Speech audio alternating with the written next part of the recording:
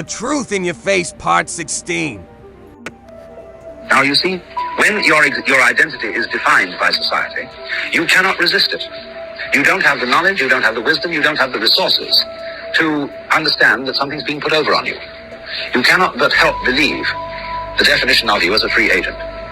But you believe yourself to be a free agent as a result of not being free. That is to say, of being hopelessly unable to resist society's identification of you. There's a reason education sucks, and it's the same reason that it will never, ever, ever be fixed. It's never going to get any better. Don't look for it. Be happy with what you got. Because the owners of this country don't want that. I'm talking about the real owners now.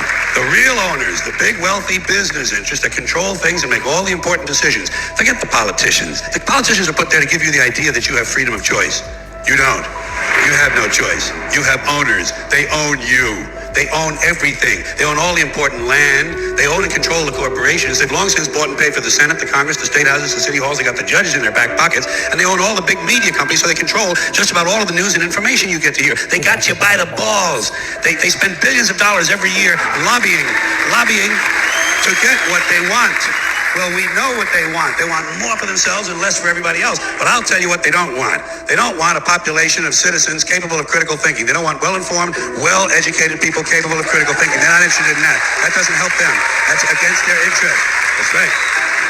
They don't want people who are smart enough to sit around the kitchen table and figure out how badly they're getting fucked by a system that threw them overboard 30 fucking years ago. They don't want that. You know what they want? They want obedient workers. Obedient workers. People who are just smart enough to run the machines and do the paperwork and just dumb enough to passively accept all these increasingly shittier jobs with the lower pay, the longer hours, the reduced benefits, the end of overtime, and the vanishing pension that disappears the minute you go to collect it. And now they're coming for your Social Security money. They want your fucking retirement money. They want it back, so they can give it to their criminal friends on Wall Street. And you know something? They'll get it. They'll get it all from you sooner or later, because they own this fucking place. It's a big club, and you ain't in it. You and I are not in the big club. By the way, it's the same big club they used to beat you over the head with all day long when they tell you what to believe. All day long, beating you over the head in their media, telling you what to believe, what to think, and what to buy. The table is tilted, folks. The game is rigged. And nobody seems to notice. Nobody seems to care. Good, honest, hardworking people, white collar, blue collar, doesn't matter what color shirt you have on. Good, honest, hardworking people continue. These are people of modest means. Continue to elect these rich cocksuckers who don't give a fuck about them. They don't give a fuck about you. They don't give a fuck about you. They don't care about you at all. At all. At all. You know?